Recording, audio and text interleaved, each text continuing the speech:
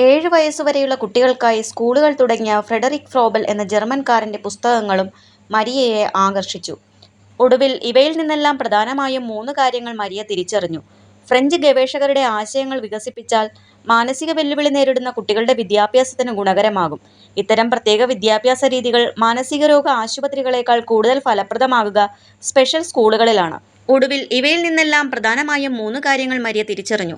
French ഗവേഷകരുടെ ആശയങ്ങൾ വികസിപ്പിച്ചാൽ മാനസിക വെല്ലുവിളി നേരിടുന്ന കുട്ടികളുടെ വിദ്യാഭ്യാസത്തിന് ഗുണകരമാകും. ഇത്തരം പ്രത്യേക വിദ്യാഭ്യാസ രീതികൾ മാനസികരോഗ ആശുപത്രികളേക്കാൾ കൂടുതൽ ഫലപ്രദമാകുക സ്പെഷ്യൽ സ്കൂളുകളിലാണ്. വിദ്യാഭ്യാസത്തെക്കുറിച്ച് കൂടുതൽ കാര്യങ്ങൾ താൻ ഇനിയും അറിയേണ്ടിയിരിക്കുന്നു എന്നിവയായിരുന്നു മരിയയുടെ ആ തിരിച്ചറിവുകൾ.